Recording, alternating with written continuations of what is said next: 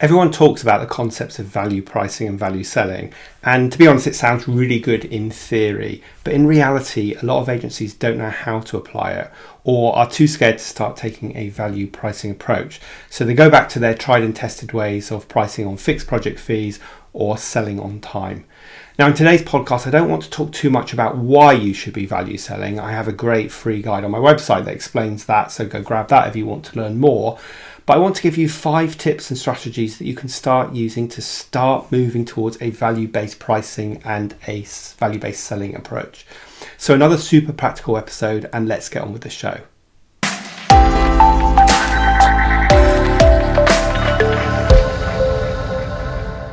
Now, before we jump into today's podcast, I wanted to let you know that today's episode is sponsored by my masterclass, 3 ways to raise your agency's prices and profits without losing clients. I'm running this workshop 4 times this month if you're listening to this live, or you'll be able to watch a replay if you're not. So check out the link below and invest 60 minutes of your time to learn some practical strategies that you can start implementing straight away. Okay, on with today's show.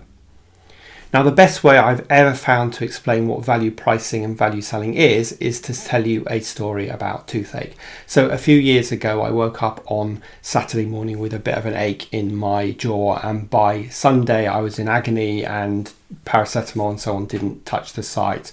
So I managed to get an emergency appointment the next day with my dentist, and I sat in the chair and they had to extract my tooth, and it really quickly, because I guess I had an infection, it came out really easily, and within 20 minutes my pain had literally gone from being in agony to non-existent. And I went up to reception and they said, okay, that'll be £300 please.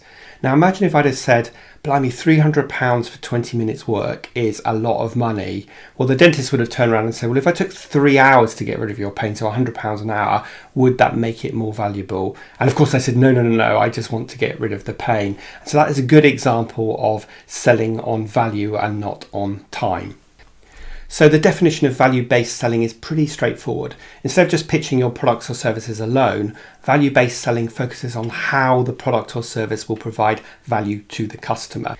The goal is to focus on the customer's needs so that they can make a decision based on the potential value they'll get out of working with you and you delivering your product or service. For example, if you are a web design agency, then you're not selling a 10-page WordPress website to your client, but rather you're helping them generate more leads or make more sales or improve their customer's journey.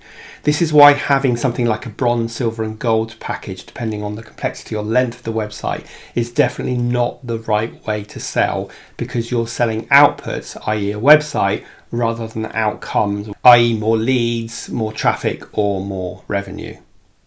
So let me share with you 5 strategies to start moving towards a value-based selling and pricing strategy.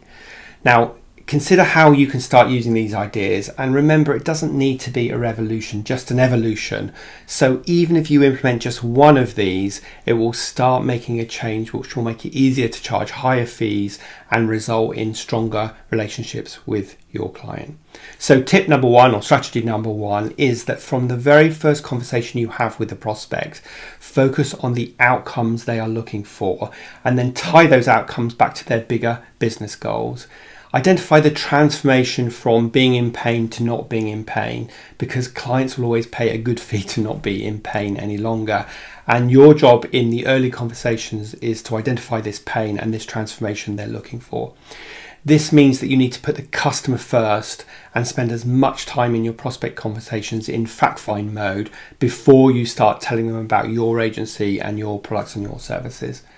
Now, brave agencies will spend 90% of their time in fact-find mode and only present their ideas and details about their agency or their products or service based on the information they found in the fact-finding stage. Gone are the days where you will have your company PowerPoint presentation that you are determined to go through by hook or by crook, and 90% of it is not relevant. Now, this is just good advice for any kind of prospect meeting you go on. Make it all about the client. Imagine going on a date where you spend all the time telling your potential partner about you and how wonderful you are. Your date would excuse themselves, disappear off the loo, escape through the back exit, never to be seen again. So make sure that you're adding value each time you engage with your prospect to continually build trust and create that long-term positive experience and that relationship. This could look like making sure that you leave plenty of time to answer their questions in each meeting, not interrupting them when they're speaking, or even between meetings, sharing helpful articles or content that is relevant to their business, even when you're not actively engaged in the sales conversation. The small steps you take to make your prospect's job easier will pay dividends in the long run. So that's tip number 1. Strategy number 2 is to make sure that you understand how the wider business will assess the success of your campaign, not just the marketing resource that you might be dealing with. Now, this is because the marketing department might have a different set of goals to the wider business and how they will assess the success of your campaign. So you need to focus on both and also understand at this stage if their expectations are not realistic, or if they are, and if they're not, you've got the opportunity to realign them or walk away before you invest any time writing a proposal or preparing a pitch. Strategy number 3 is that when you have agreed to write a proposal, make sure you're constantly referencing and referring back to the outcomes that the client is seeking from your intervention. This makes pricing so much easier for you to determine and is also much harder for the client to argue against. Talking of which, tip number 4 is to price on the outcomes. Now, this doesn't mean you're making any kind of guarantees or you're offering payment by results. It just means that you're getting everyone's mind focused on that transformation that the client is looking for, from being in pain to not being in pain. So, for example, if you're developing a new website for an e-commerce client and they want to increase their sales by 400,000 in the next year, well then if you charge them 40,000 to design the website, that doesn't sound that much, and of course that's going to deliver significant ROI. Whereas if you're just charging them on time and materials or the number of pages, the fee would likely be much lower, and they could start arguing why certain tasks take so long or comparing one page price to another, and that leads to discounting. So that leads me to tip number 5, which is please don't discount. If they want a lower fee, discuss what aspects of the project you don't want to include. Just like if you wanted to pay a lower fee for the dentist, maybe they remove something like the anaesthetic. And usually, just like the dentist, you wouldn't want to have anything removed, so discounting becomes a much harder conversation for your prospect to have with you. So there you go, quick 5 tips that can help you move the conversation and your pricing strategy towards a value-based pricing and selling approach. I always tell my clients that pricing is 50% mindset and 50% application. So if you can start thinking about the value that you provide your clients and price accordingly, you're going to find yourself much more profitable and having much stronger relationships with your clients because you're both focused on the same outcomes. So I hope you found this really quick episode useful. If you want to know more, then please do make sure you join me on one of the masterclasses that I mentioned, where we dig into value pricing in much more detail, as well as some other strategies that are aligned with pricing that ultimately mean you can increase your prices, win more profitable business, and have stronger client relationships. Now, as ever, if you enjoyed this episode, please consider leaving a review on Apple Podcasts, because that helps the algorithm show the podcast to more people just like you, which means I can help more people.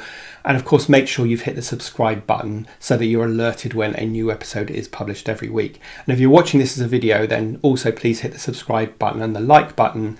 And of course, I will see you next week for the next episode of the Agency Accelerator podcast.